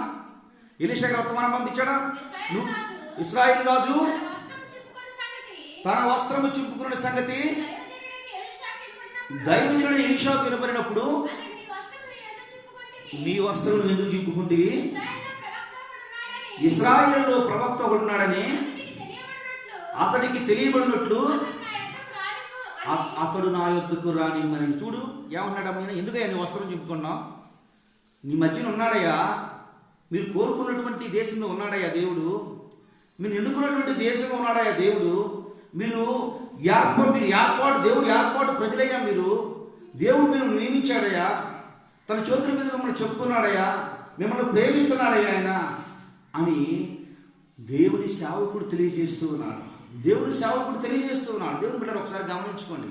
మీకున్నటువంటి ఆధిక్యత, మీకు ఇవ్వబడినటువంటి బలము, మీకున్నటువంటి శక్తి సామర్థ్యాలు ఏం చెప్తున్నాడు? సాతానుని శీఘ్రంగా మీ కాళ్ళ కింద చితకదొరికి అపవాదం ఎదురించిన వారు అప్పుడు మీ వద్ద నుండి పారిపోను. ఇంకో మాట చెప్తూ ఉంటాడు రోమిలు రాసిన పత్రిక, ఏమంటాడంటే మీ శత్రువు ఆకలికి ఉంటే అతనికి భోజనము, దప్పికొనుంటే అప్పుడు తల మీద నువ్వేం పెట్టినట్టంట? నువ్వులు కుంపగా పెట్టినట్టు, నువ్వులు కుంపట పెట్టినట్టు అంట. కుంపట పెట్టాలని ఆశపడతారు కదా అందరూ. తిట్టొద్దు. మేమే దర్శనం ఇంటికి పిలిచి చక్కని మటన్తో భోజనం పెట్టండి, అప్పు చేసైనా పెట్టండి. ఏమవుతుందంటే అప్పుడు మీరు చెప్పే మాటలు చాలా ఈజీగా ఉంటాయి, కానీ వాళ్ళు నన్ను తిట్టే తిట్లు మీకేం తెలుసు అమ్మా? వాళ్ళు అనే మాటలు మీకేం తెలుసు? గుండెలు తేజమిరపకాయలు కారం వేస్తే ఎంత మండిపోతున్నాయో అంతకంటే ఎక్కువగా బగ మండిపోతున్నాయి. అంతే కదా అనేది మనం. దేవుడు ఏమన్నాడు? ఇంటికి పిలిచి భోజనం పెట్టమంటే తేజమిరపకాయలు నీకెందుకమ్మా? తేజమిరపకాయలు మర్చిపోండి, మీరు ఇంటికి పిలిచి భోజనం పెట్టండి. ఎవరు తిడుతున్నారనుకో, అమ్మ టీ తాగుతావని అడగండి. ఏం చేస్తారంట దేవుడు? నిప్పులా కుంపట పెడతారు. వదిలేసేసి ఊరుకోండి. 2-3 సార్లు ప్రయత్నం చేయండి. వినపోయారనుకో వదిలేసేయండి. వాళ్ళు తిడుతున్నా మీరు మినగా తిట్టేది ఎవరో తిడితే మీకెందుకు? ఎవరినో అంటే మీకెందుకు? ఎవరినో మాట్లాడితే తిట్టేది నన్ను కాదు, పేరు పెట్టి తిట్టిన వదిలేసేయండి. దేవుడు ఏం చేస్తారు? వాళ్ళు ఎత్తి మీద ఏం చేస్తారంట? కుప్ప మోస్తారంట. ఆ నిప్పులు కుప్పతో వాళ్ళు ఇంకో మాట అంటాడు యేసు ప్రభు, ఒక దారి మీద నీకు రావాలని చెప్పి నీకు హాని చేయాలందిస్తే వాళ్ళకి 2 దారులు వాడి మీద శత్రువులు పడతారంట, 7 దారుల నుంచి వచ్చి పడతారంట. 6 దారులు ఆడే దిక్కులాగా ఎడుతాడు. నీ మీద దారి కాడు, ఇంకా మొదలవడు, ప్రయత్నించడు, రాడు. నీకు కీడు చేసిన ప్రతి వ్యక్తికి మేలు చేయడానికి ప్రయత్నం చేయి. నేను చెప్పట్లా, దేవుని వాక్యం తెలియజేస్తుంది. నిన్ను చెడుగా మాట్లాడే ప్రతి వ్యక్తిని ప్రేమించడానికి ప్రయత్నం చేయి. నేను చెప్పట్లా, దేవుని వాక్యం తెలియజేస్తుంది. నువ్వు తప్పుగా మాట్లాడే ప్రతి వ్యక్తిని ప్రేమించడానికి ప్రయత్నం చేయి. దేవుని వాక్యం తెలియజేస్తుంది. నువ్వు కాదు, నేను పెడతాను అతని మీద. ఏంటి? ఎత్తుల మీద నిప్పులా కుంపటి. ఇప్పుడు నయమాన్ వచ్చేసాడు. ఎలాగో వచ్చేసాడు. అమ్మ ఎట్లాగట్ట బతికిచ్చాడు ఆయన, పూర్వం గ్రహించలేదు అనుకున్నాడు. ఇప్పుడు నయమాన్ తీసుకుని వెళ్ళిపోయాడు. డైరెక్ట్గా ప్రవక్త గారి దగ్గర తీసుకెళ్ళాడు. ప్రవక్త ఏమన్నాడు? నీకు ఇక్కడ ఎంట్రన్స్ లేదయ్యా, నువ్వు ఇది అర్థం నదులు వీడు వాళ్ళు మృగమన్నాడు. ఇది కోపం వచ్చేసింది. అరే నా పరిపిల్ల చెప్తే నేనన్నా మా రాజుగారితో లెటర్ రాపించుకొచ్చా, మీ రాజుగారితో ఇది చేసుకొచ్చా. ఏం తీసుకొచ్చాడు? రికమెండేషన్ చేసుకుని వచ్చా. నన్ను చేర్చుకోవాలి నువ్వు. దేవుడి దగ్గర ఏ రాజు రికమెండేషన్ పనిచేస్తా చెప్పండి అమ్మా? దేవుడి దగ్గర ఏ రాజు రికమెండేషన్ పనిచేస్తుందో చెప్పండి. మొర్దుకైని చెప్పడానికి హామాను మంచి లెటర్ రాపించుకొచ్చాడు. మంచి ఏంటది మంచి రికమెండేషన్ లెటర్ తీసుకుని వచ్చాడు. ఎట్లాగైనా సరే నా మొర్దుకైని ఏం చేయాలని? ఊరిదీపియాలని. దేవుడి దగ్గర పనిచేద్దాం రికమెండేషను. దేవుడి దగ్గర రికమెండేషన్ పనిచేద్దాం. లోకంలో అనుకోవచ్చు, అంటే లోకంలో అధికారులు నేను తప్పుగా మాట్లాడు, దేవుని వాక్యం అధికారులకు లోబడి ఉండమని. ప్రధానమంత్రి గారు నువ్వు తెలియటం గొప్ప కాదు, నీకు తెలియటం గొప్ప కాదు, నువ్వు దేవుడికి తెలుసు అనే విషయం గుర్తుంచుకో. దేవుడికి నువ్వు తెలుసు, నీకు తెలియటం గొప్ప కాదు, నువ్వు దేవుడికి తెలుసు, సృష్టికర్తకు తెలుసు. ఆయన ఉన్న వాటిని లేనట్టుగా, లేని వాటిని ఉన్నట్టుగా చేయగలవాడు నువ్వు తెలిసిన విషయాన్ని గుర్తుంచుకో. ఆయన మూయిగా తెరవవాడు ఎవడో లేడు, ఆయన తెరవగా మూయవాడు ఎవడో లేడు. దేవుడు చెప్తున్నాడు, నువ్వు ఒక్కడవై ఉంటే 1000 మందిని తవ్వుతావు, నీ పక్కన ఇంకొకటి తోడవుతే 10,000 మందిని తరవగలరు. నువ్వు సమాధాన పట్టడానికి నిన్ను దేవుడు నియమించాడు తప్ప గొడవలు పెట్టుకునే దేవుడు నిన్ను నన్ను ఈ లోకానికి తీసుకుని రాలా. ఆయన మహిమార్థమైన దేవుడు నిన్ను తీసుకుని వచ్చాడు తప్ప అందరితో అసమాధానంగా ఉంటాడు దేవుడు నిన్ను నన్ను ఈ లోకానికి తీసుకుని రాలేదు, ఈ లోకానికి పంపించడం. దేవుని బిడ్డలు జాగ్రత్తగా గమనించాలి. ఇప్పుడు చెప్తూ ఉన్నాడు, ఏమని చెప్తూ ఉన్నాడు అంటే, అదే నేను ఇంత రికమెండేషన్ తీసుకుని వచ్చాను, మా రాజుగారి రికమెండేషన్ ఉంది, మీ రాజుగారి రికమెండేషన్ ఉంది, ఇప్పుడు నాకు నువ్వు ఎట్లాగైనా సరే చెయ్యెత్తి ప్రార్థన చేయమంటున్నాడు. ఈయనేమంటున్నాడు? నేను చెయ్యెత్తి ప్రార్థన చేయను, కానీ యార్దానులో 7 మార్లు ఏం చేయ నీవు మునమని చెప్పాడు. కోపంతో రగిలిపోయాడు, మండిపోయాడు. అక్కడ పక్కన ఉండే సైన్యాధికారులు ఒక వ్యక్తి తన దగ్గర పనిచేసే ఒక వ్యక్తి చెప్తూ ఉన్నాడు, అయ్యా ఆ రాజుగారు 7 ఏడపోతులు పోయమంటే కోసేవాడు కదా, 7 కాసులు బంగారం లేకపోతే 7 కేజీలు బంగారం ఇవ్వమంటే ఇచ్చేవాడు కదా, ఆమె ఇచ్చేవాడు కదా, ఇచ్చేవాడిని. లక్షలు అడగట్లేదు, 7 ఏడపోతులు పోయమంటలేదు, 7 కేజీలు బంగారం అడగట్లేదు, వెండి అడగట్లేదు, వస్త్రాన్ని అడగట్లేదు. ఏమడుగుతున్నాడు నిన్ను? ఏమడుగుతున్నాడు నిన్ను? యార్దాములు 7 మార్లు మునగమన్నాడు. అయ్యా మునిగితే బాగుంటుంది అయ్యా. యారా అక్కడ ఇంటిదారు ఒక పనికిమాలుతుంటే ఆ పనికిమాల నా భార్యతో చెప్తే ఆరు మాట అన్నా నేను రాజుగారి దగ్గరికి వెళ్ళా, ఈ రాజుగారికి ఆ రాజుగారి దగ్గర పర్మిషన్ తీసుకుని వచ్చా, నేను పనుల మాటినోళ్ళ కనపడుతున్నానా అన్నాడా? ఏమన్నాడు? ఏమన్నాడు? ఏమన్నాడమ్మా? అయ్యా అవి ఏమి చేయమంటలేదు కదా నిన్ను, అవి ఏమి అడగట్లేదు కదా నీ దగ్గర నుండి. ఏం అడుగుతున్నాడు? 7 మార్లు మునగమని అంటున్నాడు కదా, మునిగితే పోలా, మునిగితే సరిపోద్ది కదా అన్నాడు. నువ్వు నాకు చెప్పి అంతటి వాడు అయ్యారా అన్నాడా? అన్నాడా? కానీ ఈరోజు చాలామంది యొక్క ఆలోచన ఎలా ఉన్నాయంటే యేసయ్య దగ్గరికి వస్తే ఏముండదు, ఏముండవు, ఏటపోతులు ఉండవు అమ్మా, కోళ్ళు ఉండవు, ఉంటాయి కోళ్ళు ఉండవు, ఏటపోతులు ఉండవు, తీర్థయాత్రలు ఉండవు, రకరకాల ఖర్చులు ఉండవు. ఏం కావాలి యేసయ్యకి? విరిగి నలిగిన హృదయం యేసయ్యకి కావాలి, విరిగి నలిగిన మనసు యేసయ్యకి కావాలి. అది మాత్రమే నీ నుండి కోరుకుంటున్నాడు. ఇచ్చేస్తే పోలా నా ఆలోచన వస్తుంది ఎవరికన్నా. అక్కడ నయమానుకు వచ్చింది. వెంటనే ఏం చేశాడంట?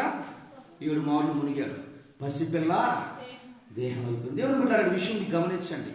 అన్యుడైన వానికి గ్రహింపుంది, రాజుకుంది, సిరియా రాజుకుంది, సిరియా రాజుకుంది, సైన్యాధిపతి అయినటువంటి నయమానుకుంది, నయమాను ఇంట్లో నయమాను భార్యకుంది, నయమాను దగ్గర పనిచేసే సేవకుడుకుంది. ఇశ్రాయేలు రాజుకు లేదు, గెహాజీ అనే దరిద్రుడికి లేదు. గెహాజీ ఏం చేశాడంట? స్వస్థపరచబడ్డాడు, వెళ్ళిపోయాడు. అరే నేను సమస్తం లేని వ్యక్తి నేను కలిగి ఉంటే ఈ లోకంలో వచ్చే దౌర్భాగ్యప ఆశీర్వాదాలు నాకెందుకు? దేవుణ్ణి ఏమడగాలి? యేసు ప్రభువా నువ్వు మా ఇంట్లో ఉండని అడగాలి, అంతేనా? అమ్మ మీకు ఎలక్షన్ జరిగింది అనుకోండి, ఉదాహరణకి ఎలక్షన్ జరిగితే ఎలక్షన్ కొన్ని హామీలు మీకు ఇచ్చాడు. నెల నెల మీకు కావాల్సినట్టు సరుకులు మొత్తం మీకు ఇస్తారని ఒక లెటర్ ఇచ్చి ఒక వాగ్దానం చేశాడు. రెండో వాగ్దానం ఏం చేస్తానంటే మీరు ఇంట్లో అందరూ ఓట్లు వేస్తే సూపర్ మార్కెటే మీ ఇంట్లో పెట్టేస్తాను అన్నాడు. ఇప్పుడు సూపర్ మార్కెట్ కోరుకుంటారా లేకపోతే ఏం కోరుకుంటారు మీరు? ఏ రకమైన రేషన్ కోరుకుంటారా అమ్మా? ఏం కోరుకుంటారు చెప్పండి. మనకు అవసరమైంది ఏం కోరుకుంటారు? సమాధానం చెప్పండి. ఇప్పుడు మీకు ప్రజలకు మార్కులు ఏమి పోవు, మీ మార్కులకి ఏమి నష్టం జరగదు. ఏం చేస్తారు? మీరు ఏం కోరుకుంటారు? గట్టి చెప్పండి అమ్మా, ఏం కోరుకుంటారు? సూపర్ మార్కెట్ కొనుక్కుంటే ఏమొస్తుంది మన ఇంట్లో? డబ్బులు కావాలంటే డబ్బులు దాంట్లో ఉంటాయి, ఉల్లిపాయలు కావాలంటే ఉల్లిపాయలు దొరుకుతాయి, కూరగాయలు కావాలంటే కూరగాయలు. సూపర్ మార్కెట్లు అన్నీ ఉంటాయి తెలుసా మీకు? వాడే కూరగాయల దగ్గర నుండి ఏ టు జెడ్ అన్నీ దాంట్లో ఉంటాయి. రేషను నెలకొకసారి ఇస్తానని చెప్పి ఏం కోరుకుంటారు మీరు? Super market. ఎందుకు కోరుకుంటారు సూపర్ మార్కెట్లో? ఎప్పుడు ఏది కావాలంటే అప్పుడు ఎవరు పర్మిషన్ లేకుండా కావాల్సి ఇంట్లో తీసుకునవచ్చు. ఇప్పుడు నీ నుండి నా నుండి కోరుకునేది ఏంటి అంటే, యేసు ప్రభు నేనే మీకు కావాలా లేక మీకు ఆశీర్వాదాలు కావాలంటే ఏం కోరుకుంటున్నావు చెప్పండి. మనం వరాలు ఇచ్చే నువ్వు కావాలి కానీ ప్రభు వరాలు నాకెందుకు అడగట్లే వాళ్ళకి. ప్రభు నీవే నా ఇంట్లో ఉన్నావు అనుకో, అయ్యా నువ్వు చూస్తున్నావుగా, అయ్యా నీకు కనపడుతుందిగా అంటే దేవుడు ఏం చెప్తాడు? గ్రాంటెడ్, నీకు ఇచ్చేసి అది తీసుకోమని చెప్తాడు. మనం కోరుకోవాల్సింది ఎవరిని? దేవుణ్ణి. దేవా నువ్వే మా ఇంట్లో ఉండమని.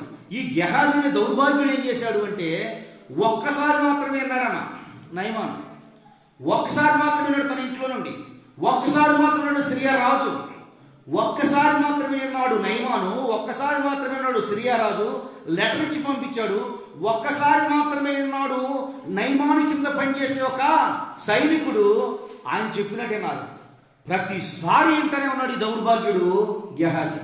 ప్రతిసారి చూస్తూనే ఉన్నాడు ఈ గెహాజీ. ఇప్పుడు అనుకుంటూ ఉన్నాడు, ఇప్పుడు కాకపోతే ఇంకెప్పుడు ఏంటది? డబ్బు సంపాదించుకునేది. ఇప్పుడు కాకపోతే ఇంకెప్పుడు ఆస్తులు సంపాదించుకునేది అని చెప్పి ఏమైనంట ఆయన వెంటబడి ఉరుకులు పెట్టాడు.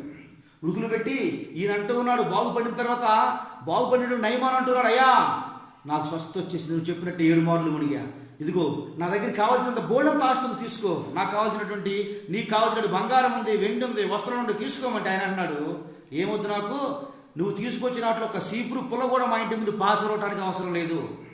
ఏమన్నాడు? నువ్వు ఇచ్చిన దాంట్లో, నువ్వు తీసుకొచ్చిన దాంట్లో నా ఇంటి ముందు లేదా నాకున్నటువంటి ఈ యొక్క ప్రాంగణం మొత్తం ముందు ఓడవటానికి ఒక సీపురు కట్ట కూడా వద్దు నువ్వు బామన్నాడు. వెనకాల ఉన్నాడు పక్కన ఉన్నాడు అంటూ ఉన్నాడు. ఏమన్నాడు? అయ్యో మా యొక్క పాస్టర్ గారికి మనసు లేదు, మా పాస్టర్ గారు మాటలు అట్లాగే చెప్తా ఉంటాడు, మా పాస్టర్ గారికి ఏమైంది, నేను గబగబా వెళ్ళి ఆ దగ్గరికి వెళ్ళి తెచ్చుకుంటా, వీళ్ళు గబగబా వెళ్ళిపోయి అన్నాడు. ఏమన్నాడు? అయ్యా మా దేశం మీదకి మా రాజ్యం మీదకి ఏం ఇప్పుడే కొంతమంది వచ్చారు, వాళ్ళకు కొన్ని బట్టలు కావాలి, వాళ్ళకు కొంత బంగారం కావాలి, కొంత ఆస్తులు కావాలి మీరు ఇస్తారా అంటే బంగారంలో తీసుకుపోయా ఇచ్చారు. తీరా వచ్చరికి ఏమొచ్చింది? దీనికి ఏమొచ్చింది? అక్కడ కుష్టి పోయింది, ఇక్కడ కుష్టి అయిపోయింది. దేవుడు ఇది గమనించండి. అన్యుడైన వానికి గ్రహింపు ఎక్కువ ఉంది, అన్యుడైన ఎత్తులో ఎక్కువ గ్రహింపు కలిగి ఉన్నాడు. దేవుని బిడ్డలు ఎలా ఆస్వాదించబడుతున్నారు, ఎలా దీవించబడుతున్నారు, ఎలా దీవులు కలుగుతూ ఉన్నాయి, ఎలా దీవులు కలుగుతూ ఉన్నాయంటే దేవుని మాటలు వాళ్ళు వింటూ ఉన్నారు. అన్యుడు ఇంకోడు కూడా గమనిస్తూ ఉన్నాడు. వీరు నోరు ఏమాత్రం కంట్రోల్లో ఉంటుంది, వీరు ఎలా తిడతా ఉన్నారు, ఎలా మాట్లాడుతూ ఉన్నారు, ఎలా బ్రతుకుతూ ఉన్నారు. ఇంకొక విషయం కూడా మీకు తెలియజేస్తారు. చూడండి, బైబిల్ గ్రంథంలోనే రూతుమ్మ అని ఒక ఆవిడ ఉంది. తెలుసా మీకు? మన పేరు పెట్టుకునే ఋతుములు కాదమ్మా. ఈ ఋతుము చాలా శ్రేష్టకరమైనది. చూడండి ఒకసారి 1వ అధ్యాయం 16 వచనం, ఋతుము గ్రంథం, ఋతు గ్రంథం 1వ అధ్యాయం 16 వచనం. అందుకు రూతు నా ఎమ్మటి రావద్దనియు నన్ను విడిచిపెట్టమనియు నన్ను బతిమాలకొనవద్దు, నీ వెళ్ళు చోటికి నేను వచ్చేదను, నీ దేవుడే నీవు నివసించు చోటనే నేను నివసించదును, నీ జనమే నా జనము, నీ దేవుడే నా దేవుడు. ఏమింది అప్పటి వరకు? ఏం తెలుసు ఇవిడికి? ఎక్కడుంది? ఇప్పుడు మోయాబు దేశంలో ఉంది. అప్పటి వరకు ఏం తెలుసు ఇవిడికి? ఏం తెలుసు? యేసు ప్రభు గురించి, దేవుడి గురించి, తండ్రి అయిన దేవుని గురించి, తన అత్తగారిని నయమా అని చెప్పడంతోనే ఉంది. అమ్మా, ఈ విషయం గమనించండి.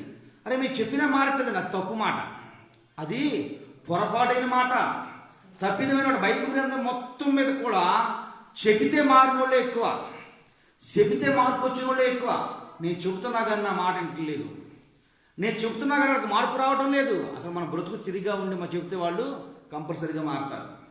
మనం చెప్పే మాటలేమో చాలా టేస్ట్గా ఉన్నాయి, చేసే పనులు దౌర్భాగ్యంగా ఉంటున్నాయి. ఏమంటారు? ఎవరంటారు చెప్పండి? అప్పుడు ఎవరు ఎదురు? దేవుని నామానికి మహిమకరంగా మనం బ్రతుకుతూ ఉంటే, మనం ఏదైతే చెప్తున్నామో అలాగే బ్రతుకుతూ ఉంటే నిశ్చయంగా మన మాట ఎవరైనా వింటారు. మనం చెప్పే మాటలేమో చాలా స్ట్రాంగ్గా ఉన్నాయి, చాలా శ్రేష్టకరంగా ఉన్నాయి, చేసే పనులేమో దౌర్భాగ్యంగా ఉన్నాయి. ఎవరంటారు చెప్పండి ఆ మాట? ఎవరైనా అంగీకరిస్తారా? ఎవరైనా ఒప్పుకుంటారా? ఎవరు ఒప్పుకోరు, ఎవరు ఒప్పుకోరు. అలాగే ఈవిడ యొక్క అత్తగారు, రూతుమ్మ గారి యొక్క అత్తగారు, ఆవిడ పేరేం పేరమ్మా? నయోమి. ఆవిడ పేరేంటి? నయోమి. నయోమి వివాహమైంది మొదలుకుని దేని గురించి చెప్తూ ఉంది? దేవుడి గురించి తెలియజేస్తూ ఉంది, దేవదేవుడి గురించి ప్రకటిస్తుంది. అమ్మ, మా దేవుడు అంటే సామాన్యమైన దేవుడు కాదు, మా దేవుడు అంటే సామాన్యమైన దేవుడు కాదు. మా దేవుడు ఎటువంటి వాడు అంటే, మాలో ఒక సైన్యాధిపతి ఉన్నాడు, ఆయన పేరు యెహోషువ గారు. ఆయన ప్రార్థన చేస్తే సూర్యుడు చంద్రుడు ఆగిపోయాడమ్మా ఒక రోజంతా. మా దేవుడు అంటే సామాన్యమైన వ్యక్తి కాదమ్మా. మాలో ఇంకొక ప్రవక్త ఉన్నాడు, ఆయన కంటే ముందున్న ప్రవక్త మోషే గారు. ఆయన ప్రార్థన చేయగా, ఆయన ప్రార్థించగా ఇశ్రాయేలుకు ఎర్ర సముద్రం నుంచి 2 పాయలు తీసి బయటకు తీసుకుని వచ్చాడు. 40 సంవత్సరాల పాటు మాకు మేము ఎవ్వరం కూడా వరి పంట వేయకుండా, పంట పండించకుండా, గోధుమ పంట వేయకుండా, బావులు తవ్వకుండా దేవుడు మమ్మల్ని పోషించాడమ్మా. ఆకాశం నుంచి ఆహారాన్ని ఇచ్చాడు, బండల నుంచి నీళ్లు ఇచ్చాడు.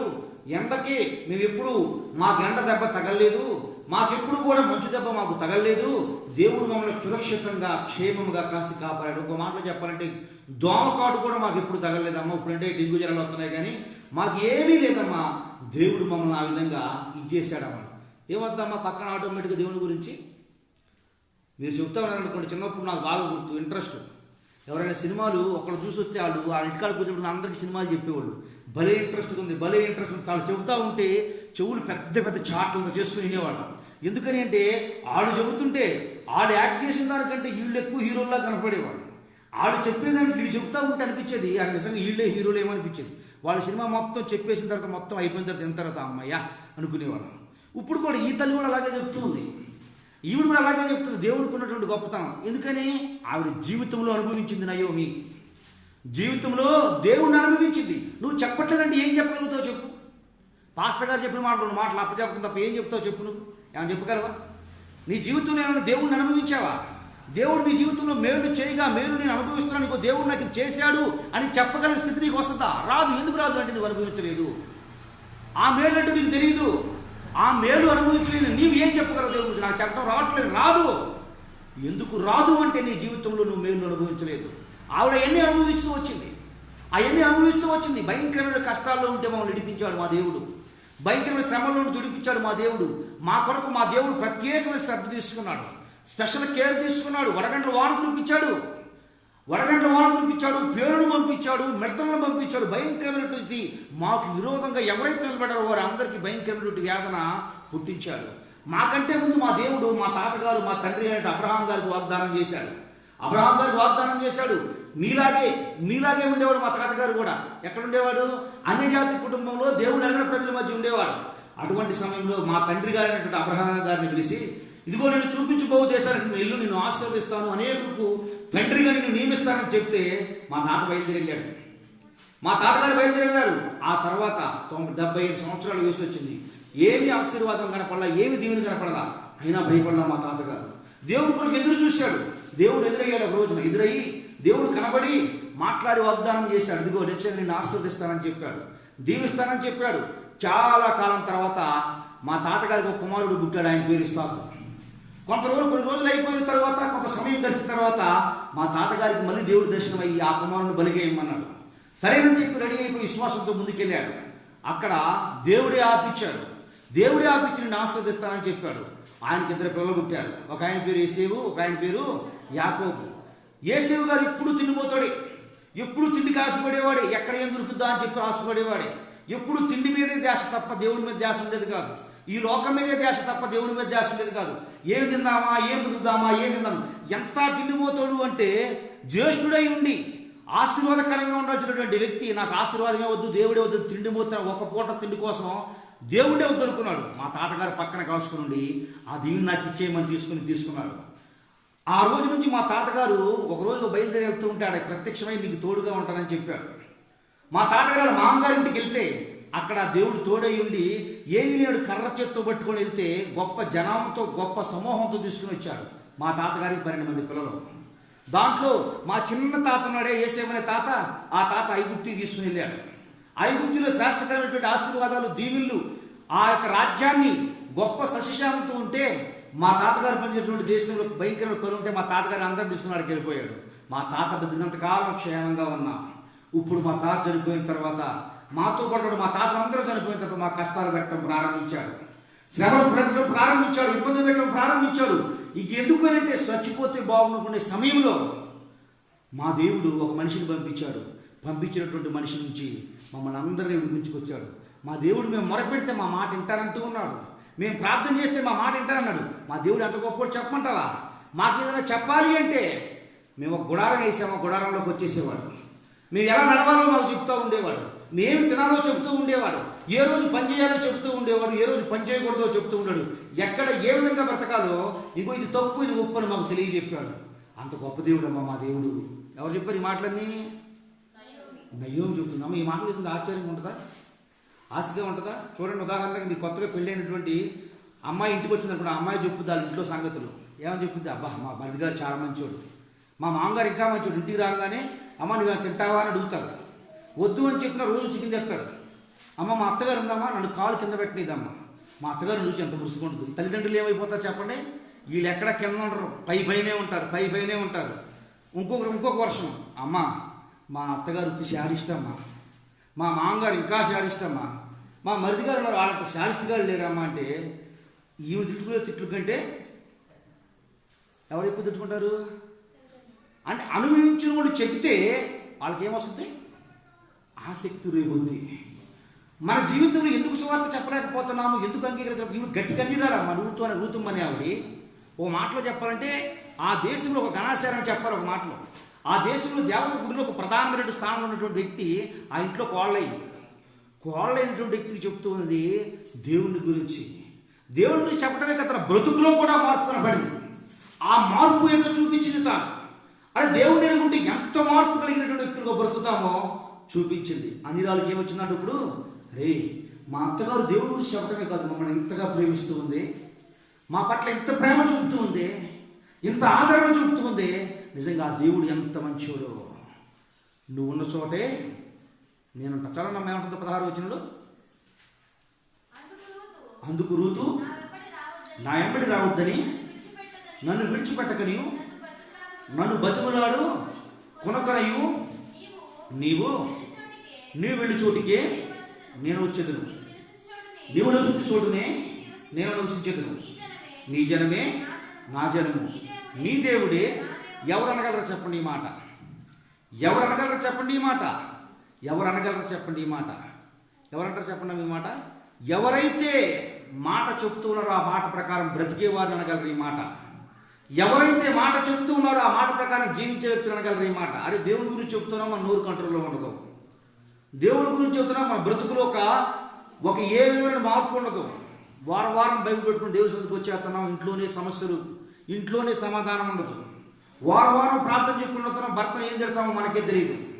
వారం ప్రార్థన చేస్తున్నాం, ఇంట్లో ఉన్న వాళ్ళు ఎవరిని కూడా ఒకవైపు నుంచి చెరిగి పెట్టేస్తాం. చాటలో జరిగినట్టు తాళ్ళు జరిగేసినట్టు తాళ్ళని ఇవన్నీ మొదలు చెరిగి వదలు పడేస్తారు. ఎవరు మారుతారు చెప్పండి? ఎవరంటారు చెప్పండి? దేవుని మాట ఎవరు వినరు? దేవుని పెట్టారా? ఎవరు దేవుడి గురించి పట్టించుకోరు. దేవుడు అంటూ ఉన్నాడు, అలా పట్టించుకోకపోవటం కూడా, వాడు మారకపోవటానికి కూడా కారకుడు నీవే, కారకురాలు నీవే. దేవుని వాక్యం తెలియజేస్తూ ఉంది. వాళ్ళలో మార్పు రాకపోవడానికి కారకురాలు కూడా నీవే. ఇక్కడ అన్యురాలైనటువంటి రూతుకు వెంటనే గ్రహింపు చేసిందమ్మా. ఏమైనా సరే ఇక్కడ ఒక విషయం గమనించండి. తాను చెప్పే మాటలను బట్టి ఎంతగా ఆకర్షించబడిందో, ఎంత గ్రహింపులైనటువంటి వ్యక్తో రూతుము గురించి ఒకసారి మనం గమనిస్తే, రూతుము కుటుంబం మొత్తం ఆ దేశంలో ఆ ఊళ్ళో ఉంది. ఇవి ఒక్కతే ఉంది. మనమైతే ఏం చేస్తాం చెప్పండి? ఒక్కతే మిగిలితే రాసి రంపాలను పెడతాం, అవునా కదా చెప్పండి? ఒక్కతే మిగిలింది, కుటుంబం మొత్తం మనదే. ఏం చేస్తాం చెప్పండి? ఏం చేస్తారు? దొరికింది అవకాశం. చిన్నప్పటి నుంచి పెళ్ళయింది మొదలుకుని నా మీద ఎంత నువ్వు టార్చర్ చూపించావు, ఏ విధంగా ఇబ్బంది పెట్టావు, ఎన్ని బాధలు పెట్టావు, ఎన్ని శ్రమలు పెట్టావు, నాకు వచ్చింది అవకాశం, నా చేతిలో ఉంది తాళం. ఇక నీ సంగతి ఏంటో నేను అంటారా? నీ సంగతి ఏంటో నేను తేల్చుకుంటా. ఎన్ని శ్రమలు పెట్టావు నన్ను, ఎన్ని ఇబ్బందులు పెట్టావు నన్ను ఎన్ని ఇబ్బందులు కూడా నడిపించావు నన్ను. ఇక నేను ఏమాత్రం వదిలిపెట్టను. నీకు కూడా నాకు ఇచ్చాడు దేవుడు అవకాశం. ఆ అవకాశాన్ని సద్వినియోగపరుచుకుంటా నీకు చుక్కలు చూపిస్తానంటారు, అంతే కదా? కానీ ఆవిడంది, అందరూ వదిలిపెట్టినా తాను చెప్పినటువంటి దేవుడి గురించి తెలుసుకోవాలని చెప్పి దేవుని దగ్గరికి వచ్చింది ఆ తల్లి. తాను చెప్పినటువంటి దేవుడి గురించి ఒక్కసారి దేవుని దగ్గరికి రావాలని ఆశపడుతుంది ఆ తల్లికి. దేవుని బిడ్డలారా, విషయాన్ని గమనించండి. అన్యులు అనుకుంటున్నాం మనకంటే భక్తి తెలియదు. చూడండి ఒకసారి ఆ స్త్రీ తర్వాత ఏ విధంగా మార్చబడిందంటే, మత్తయి సువార్త 1:5 చూడండి.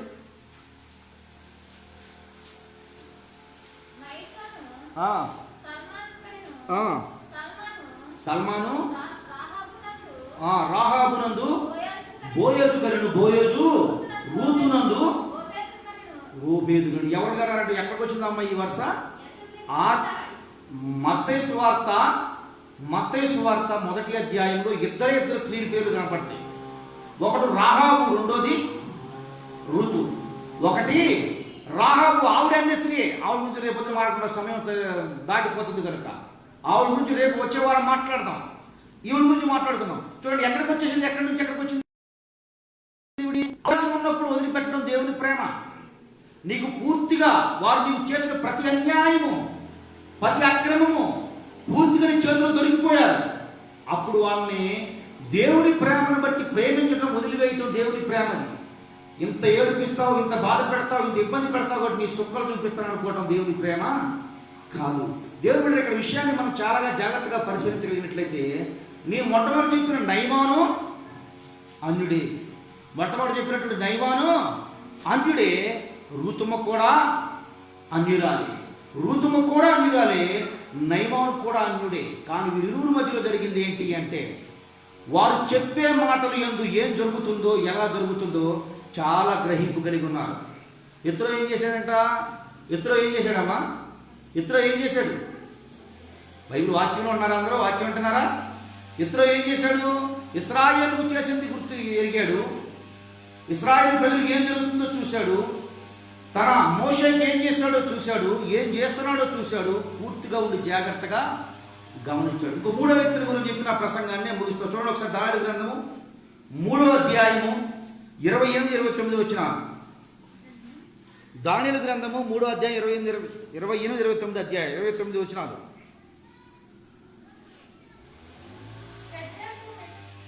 3వ అధ్యాయం 28-29 నెబుకద్నెజరు షడ్రాక్, మెషక్, అబేద్నెగోలను వీరి దేవుడు పూజార్హుడు.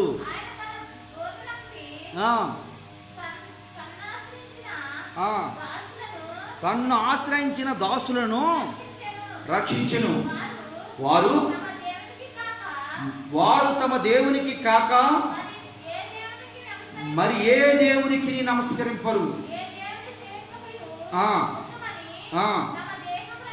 తమ దేహములను అప్పగించి 22వ అధ్యాయం 50 ఏమంటాడు? మీ గురించి వీరి దేవుడే పూజ్యార్హుడు అంటాడు. వీరి దేవుడు ఎవరంట? పూజ్యార్హుడు. ఏమన్నారు? ఈ మాట ఎవరు చెప్తున్నారు? ఎవరికి కనపడింది? ఎవరైతే పడేశారో దాంట్లో నుంచి ఆ వ్యక్తి సాక్ష్యం చెప్తున్నాడు. వీరి దేవుడు ఏమైనాడు? పూజార్హుడు. వీరి దేవుడు ఎవరంట? ఎవరైనా దేవుని తెలుసుకున్నాయన ఎవరైనా దేవుని తెలుసుకున్నాయన యేసు ప్రభు అంటే ఎవరు తెలుసా? ఇది ఇశ్రాయేలీయుడా? ఇక్కడ కూడా ఒక విషయాన్ని గమనించండి. మరి వీరితో పాటు అనేకులు ఉన్నారు కదా.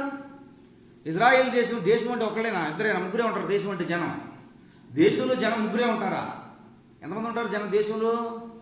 ఎవరైతే దేవుని యందు భయభక్తులు కలిగి ఉంటారో వాడికి ఎక్కువ పరీక్షలు వస్తాయి. ఎవరైతే దేవుని యందు క్రమంగా బ్రతుకుతూ ఉంటారో అతను ఎక్కువ పరీక్షలు రాయవలసి ఉంటుంది. ఒకటే మెట్టు ఎక్కాల్సి ఉంటుంది. 1 by 1 మెట్టు ఎక్కేస్తారు. ఎందుకని అంటే అనేకులకు ఆశీర్వాదకరంగా ఉంచడానికి దేవుడు రోజు రోజుకి వాళ్ళని ఉన్నతమైన స్థానం ఒక్కొక్క పరీక్ష రాయిస్తూ ఉంటారు. చూడండి, యాకోబు గారికి 12 మంది సంతానం తెలుసు కదా, బైబిల్లో మనకుంది. ఈ 12 మందిలో ఎక్కువ కష్టాలు పడింది ఎవరు? యోసేపు. వీళ్ళందరికంటే చిన్నవాడు కూడా ఎవరు? బెన్యామాను, యోసేపు, బెన్యామాను. ఎక్కువ కష్టాలు పడింది యోసేపు. ఎందుకని ఎక్కువ కష్టాలు పడ్డాడు? ఎక్కువ దీవించబడటానికి. ఎంతగా దీవించబడ్డాడు? తాను మాత్రమే బతకడం కాదు. 11 మంది, సుమారు 70 మంది లేరంట అక్కడికి. 70 మందిని బతికించే వ్యక్తి అయ్యాడు. 70 మందేనా? ఒక రాజ్యాన్ని బ్రతికించే వ్యక్తి అయ్యాడు. ఒక రాజ్యాన్నేనా? చుట్టుపక్కల రాజ్యాన్ని మొత్తం బ్రతికించే వ్యక్తి అయ్యాడు. ఎవరు? యోసేపు. చూడండి ఎంత ఆశ్చర్యం అంటే, ఒక కలగంటాడు. కలగని ఆ కళను మర్చిపోతాడు. కలగంటాడు. ఆ కళ యొక్క భావం చెప్పమని చెప్పి ఐగుప్తు దేశంలో శకునుగాళ్ళని అందరినీ పిలుచుకొస్తాడు. ఎవరు కలత చెందుతూ ఉంటాడు. కలత చెంది ఏం జరుగుతుందో అర్థం కాక ఈ కళ యొక్క భావం అర్థం కాదని చెప్తే, అప్పుడు తనతో పాటు శరసాలలో ఉన్నటువంటి ఒక వ్యక్తి గుర్తొస్తాడయ్యా, ఇలాంటి కళలు చెప్పడానికి ఒక మంచి జ్ఞానవంతులు నాకు శరసాలలో మీరు పడేసినప్పుడు నేను కనుగొంటిని అయ్యా. అట్లయితే చక్కగా మనకు దర్శనం యొక్క భావాన్ని చెప్తాడని చెప్పారు. తీసుకుని వస్తాడు. అయ్యా ఇక్కడ జరిగింది చెప్తాడు. ఇలా కళ వచ్చింది అయ్యా. ఏ కళ వచ్చింది? నేను కలగంటుంటే 7 భయంకరమైనటువంటి ఎన్నులు, బాగా పుష్టిగా పడినటువంటి వెన్నులు వచ్చాయి. పక్కనేమో బక్క వేళ్ళు ఉన్నాయి. ఈ బలమైన వాటిని బక్క తినేసినాయి అయ్యా. మళ్ళీ కలగన్నానయ్యా. ఒక ఆవులు, కొన్ని 7 ఆవులు లేదా 3 ఆవులు ఒడ్డు మీదకి వచ్చాయి, బలంగా ఉన్నాయి. మళ్ళీ నేను చూస్తూ ఉండగానే బక్కయ్య మళ్ళీ ఒక 7 ఆవులు వచ్చాయి పక్కే. ఈ 7 ఆవులు బక్క ఆవులు బలమైనటిని మింగేశాయి. ఏమిటో నాకు అర్థం కావట్లేదు, ఈ కలభావం తెలియట్లేదంటే అప్పుడు చెప్తాడు. ఏమని చెప్తాడు? అయ్యా, రాబోయే 7 సంవత్సరాలకి ఏం రాబోతుంది? భయంకరమైనటువంటి కరువు రాబోతుంది. ఈ భయంకరమైన కరువు నుండి తప్పించుకోవాలి అంటే రాజా, మీరు పండించే ఈ 7 సంవత్సరాలు పుష్టిగా ఎక్కడైతే ఉందో గింజ కూడా అమ్మొద్దు, మొత్తం స్టోర్ చేసేయండి. బయట దేశాలకు ఎక్స్పోర్ట్ చేయొద్దు, ఎక్కడికక్కడ స్టోర్ చేయండి. ఆ రాబో 7 సంవత్సరాలకు ఈ 7 సంవత్సరాలు మండే దాంట్లో సరిపోతాయని చెప్పాడు. ఇప్పుడు అంటూ ఉన్నాడు, అయ్యా ఈ మొత్తం పండిని మొత్తం స్టోర్ చేయడం ఒక మంచి దేవుని యొక్క ఆత్మ కలిగినటువంటి జ్ఞానం వ్యక్తిని మీరు నియమించినాడు. ఇప్పుడు ఈయనేమంటున్నాడమ్మా ఈ రాజు, నీకంత జ్ఞానవంతుడు ఎవరున్నారయ్యా? ఏముంది దీనికి? జ్ఞానం ఉంది. ఎవరైనా దేవుడిని అడిగినవాడా? దేవుడు తెలుసుకున్నవాడా ఈ వ్యక్తి? మరో దేవుడు తెలుసుకున్నాడా? ఎవరు? దేవుడు ఎరిగినటువంటి వ్యక్తి. దేవుని బిడ్డలారా, ఇక్కడ విషయం అంతే. నెబుకద్నెజరు కూడా దేవుడిని ఎరిగినటువంటి వ్యక్తి కాదు, దేవుడిని తెలుసుకున్నటువంటి వ్యక్తి కాదు నెబుకద్నెజరు. దేవుని ఆత్మమైనటువంటి వ్యక్తి కాదు నెబుకద్నెజరు. తాను ఒక బొమ్మను పెట్టి ఆ బొమ్మకు పూజించిన వారు అందరినీ దాంట్లో పడేస్తానని చెప్పాడు. దాంట్లో పడేస్తాడు. మన వారం చెప్పుకున్నాను దీని గురించి, ఎక్కువ వివరించదు ఈ విషయం గురించి. ఈ మాట చెప్పిన ప్రసంగాన్ని ముగిస్తాను. చూడండి ఎంత గ్రహింపులైనటువంటి వ్యక్తి అంటే, వాళ్ళు ఏమవుతున్నారు? పడేసా మన పని అయిపోయింది అనుకుంటారు చాలామంది. ప్రార్థనకి వెళ్ళొచ్చా మన పని అయిపోయింది అనుకుంటారు చాలామంది. ప్రార్థనకి వెళ్ళొచ్చేసా మన పని అయిపోయింది అనుకుంటారు చాలామంది. కానీ పడేసిన వ్యక్తి ఏమవుతుందో జాగ్రత్తగా పరిశీలిస్తున్నాడంట. ఎన్నటువంటి వాక్యం మన జీవితంలో గత సంవత్సరం నుండి ఈ సంవత్సరం వరకు ఏమైనా నెరవేరిందా? నెరవేర్పు వస్తుందా? గత వారం నుంచి ఈ వారం వరకు దేవుని వాక్యాన్ని విన్నాం, మన జీవితంలో మార్పు వచ్చిందా? గత వారం నుంచి ఈ వారం వరకు వాక్యాన్ని మనం జాగ్రత్తగా ధ్యానం చేస్తున్నాం, మన జీవితంలో అయినా వాక్యం పట్ల మనం ఏమన్నా అవగాహన పెంచుకున్నామా? ప్రార్థనా జీవితంలో ముందుకు కొనసాగే వ్యక్తుల్లో బ్రతుకుతున్నామా?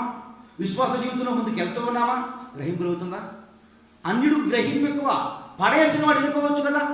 123 సంవత్సరాల మీద అధికారి ఆయన, ప్రపంచ చక్రవర్తి ఆయన. ఒక మాటలో చెప్పాలంటే ప్రపంచ చక్రవర్తి 3 మనుషుల్ని దాంట్లో పడేసేవాళ్ళు ఏమైపోతారో జాగ్రత్తగా పరిశీలిస్తున్నారంట. ఎంత ఆశ్చర్యమో చూడండి, ఎంత ఆశ్చర్యమో చూడండి. నీకంటే నాకంటే ప్రార్థనకు వచ్చే మన అందరికంటే కూడా లోకం మనల్ని చాలా జాగ్రత్తగా పరిశీలించుద్ది, చాలా జాగ్రత్తగా పరిశీలిస్తుంది. మనం మర్చిపోతాం, మనం ప్రార్థనకి వచ్చామన్న విషయం మర్చిపోయి, ప్రార్థనలో ఉన్నామన్న విషయాన్ని మర్చిపోయి మన ఇష్టానుసారంగా బ్రతుకుతూ ఉంటాం. నేను ప్రతి వారు మనల్ని గమనిస్తుంటారు, ప్రతి వారు మన మీద ఎక్కువ శ్రద్ధ పెడుతూ ఉంటారు. మనం ఎలా నడుస్తున్నామో చూస్తుంటారు, మనం ఎలా మాట్లాడుతున్నామో చూస్తూ ఉంటారు, ఎలా జీవిస్తున్నామో తెలుస్తూ ఉంటారు. మన బ్రతుకేంటో, మన కుటుంబ పరిస్థితి వాళ్ళకి బాగా అర్థమవుతూ ఉంటుంది. వాళ్ళు మన గురించి, మనం వాళ్ళ గురించి పట్టించుకోకపోవచ్చు, కానీ వాళ్ళు మన గురించి పట్టించుకోకమంటారు. చీకటి ఉందనుకోండి, చీకటిలో నడిస్తే ఎవరో గుర్తించడు. 10 కిలోమీటర్ల దూరంలో ఒక లైట్ వేసినా 10 కిలోమీటర్ల దూరంలో ఏం కనపడుతుంది? లైటు కనపడుతుంది. ఎందుకని? ప్రతి ఒక్కరు చూపు లైట్ వైపుకి, ప్రతి ఒక్కరు చూపు లైట్ వైపు పడుతుంది. ఎందుకంటే నువ్వు చీకటిలో నడిచినంతకాలం నేను ఎవడో ఆలోచించడు. నువ్వు ఎక్కడ ఉన్నావో, ఏడ పడ్డావో, ఏం తిన్నావో, ఏం తింటున్నావో, ఎలా బ్రతుకుతున్నావో ఎవరో నీ గురించి మాట్లాడతారు. ఎప్పుడైతే దేవుని సన్నిధికి వస్తున్నావో, ప్రార్థన చేసుకున్నావో, దేవుని నామానికి భయంకరంగా బ్రతకాలని దేవుని సన్నిధిలో ఆయన ఎదుటికి వచ్చి ఆయన పాదాలతో వచ్చి గడుపుతున్నావో, ప్రతి ఒక్కరి చూపు నీ పైన ఉంటుంది. జాగ్రత్తగా పరిశీలించుకుంటూ బ్రతకాలి. మనం పడేసినటువంటి వ్యక్తిని జాగ్రత్తగా పరిశీలిస్తున్నాడు నెబుకద్నెజరు. పరిశీలిస్తూ అన్నాడు, అరే నేను పడేసిన ముగ్గురునే కదా, ఈ 4వ వాడు ఎక్కడి నుంచి వచ్చాడు? పడేసిన నేను ముగ్గురునే కదా, ఈ 4వ వాడు ఎక్కడి నుంచి వచ్చాడు? మనకు అపకారం చేసినప్పుడు కూడా జనులు మనల్ని గుర్తిస్తారు, మనకు కీడు చేసినప్పుడు జనులు మనల్ని గుర్తిస్తుంటారు. మనం ఏమైపోతామో, ఎలా ఉంటామని. నీకంటే నాకంటే ఎక్కువ నీ మీద, నా మీద ఎక్కువ కాన్సన్ట్రేషన్ చేస్తుంటారు. ఏం చేస్తామో, ఎలా చేస్తుంటామని. పడేసేవాడు ఇప్పుడు పడేసిన వాడికి ఎవరు కనపడ్డారంటే ఇప్పుడు 4వ వాడు తిరిగి లేచాడు.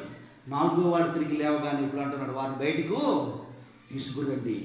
ఇప్పుడు ఏమన్నా వీరు దేవుడే ఉజ్జాలుపుడు. ఇప్పుడు నేను చెప్పినటువంటి వాళ్ళు ఎవరైనా దేవుని తెలుసుకుని ఉన్నారా? ఎవరైనా ప్రార్థన చేసుకుని ఉన్నారా? వీరు చెప్పినటువంటి సాక్ష్యాన్ని బట్టి, వీరు చేసినటువంటి క్రియలను బట్టి వారు దేవుడు తెలుసుకున్న వారే తప్ప వీరు ఎవరు కూడా దేవుడు తెలుసుకున్నటువంటి వ్యక్తులు కాదు. చూడండి, ఎత్తులో కూడా దేవుడు ఎరిగినటువంటి వ్యక్తి కాదు, ఎత్తులో కూడా దేవుడు ఎరిగిన వ్యక్తి కాదు. వీళ్ళు ఏం చేస్తున్నాడో మోషేనైతే పంపించాడు కానీ మోషే ఎలా చేస్తూ ఉన్నాడో, మోషే ఏం చేస్తూ ఉన్నాడో, మోషే ఎలా బ్రతుకుతూ ఉన్నాడో జాగ్రత్తగా పరిశీలిస్తున్నాడంట. ఇశ్రాయేలు నిర్మించాడు సంతోషం, ఐగుప్తుకి తీర్పు తీర్చాడు సంతోషం, ఐగుప్తు తీర్పు నుండి బయటకు వచ్చాడు సంతోషం. ఇప్పుడు క్షేమంగా ఉన్నాడు. ఎప్పటికప్పుడు సమాచారాన్ని చాలా జాగ్రత్తగా పరిగణించాడు. దేవుని బిడ్డలారా, దేవదేవుడు ఈరోజు నీతో, నాతో, మనందరితో మాట్లాడే మాట ఏంటంటే, సిపురా గ్రహించలేదని. సిపురా గ్రహింపు లేనటువంటి వ్యక్తిగా మిగిలిపోయింది, గ్రహింపు లేనటువంటి వ్యక్తిగా తను జీవించింది. ఈరోజు నీతో, నాతో దేవుడు మాట్లాడుతూ ఉన్నాడు. మరికొందరు వ్యక్తులు మీకు పరిచయం చేస్తాను వచ్చేవారం, మనందరి గురించి దేవదేవుడు మాట్లాడేది ఒకటి. నీతో, నాతో, మనందరితో దేవదేవుడు స్పష్టంగా మాట్లాడబో మాట ఒకటి. గ్రహింపు కలిగిన వ్యక్తిగా ఉన్నావు ఎవరు ఒకసారి ఆలోచించుకో. అన్యుడు నీకంటే నాకంటే చాలా గ్రహింపు కలిగిన వ్యక్తి కనుక గ్రహిస్తూ, ప్రతి పరిస్థితిని మనం గ్రహిస్తూ దేవుడి నామానికి మహిమకరంగా మనము, మన బిడ్డలు, మన కుటుంబం కూడా అనేకకు ఆశ్చర్యకరంగా దీవునిగా ఉండాలని దేవదేవుడు కోరుకుంటూ ఉన్నాడు నీ నుండి, నా నుండి కనుక. అట్టి స్థితిలో, అట్టి కృపలో మనందరము వాడబడుతూ దేవుడి నామానికి మహిమకరంగా ఆశ్చర్యకరంగా జీవించే కృప పరిశుద్ధాత్మ దేవుడు మనందరికీ దయచేయును గాక. ఆమేన్. మహిమామృతుడు మహాగురుడైన తండ్రి, వందనములు దేవా. ఇప్పటి వరకు నీ పాదాల దగ్గర కూర్చొని ప్రభా, నువ్వు మాతో మాట్లాడిన మాటలను బట్టి వందనములు, స్తోత్రములు ప్రభా. తండ్రి, ఈ మాటలను మేము ధ్యానం చేసి ప్రభా నేర్చుకుంటున్నాం. నిజమే తండ్రి, ప్రభా మాకంటే ఎక్కువ తండ్రి మమ్మల్ని గ్రహించేవారు అనేకులు బయట ఉన్నారనే విషయాన్ని గుర్తించి ప్రభా ఎప్పటికప్పుడు మమ్మల్ని మేము సరి చేసుకుంటూ ప్రభా నీ వైపు చూస్తూ ముందుకు కొనసాగుతూ అనుగ్రహించమని, ఎత్తబడిన వాక్యం బిడ్డల హృదయాలు నీరు కట్టు పనింపు చేయమని, వ్యర్థం కాకున్నట్లు ప్రభా నవ్వులు వేసుకొని ముందుకు కొనసాగుతున్నటువంటి సహాయం చేయమని యేసయ్య నామమున ప్రార్థన చేయించున్నాను మా పరమ తండ్రి. ఆమేన్.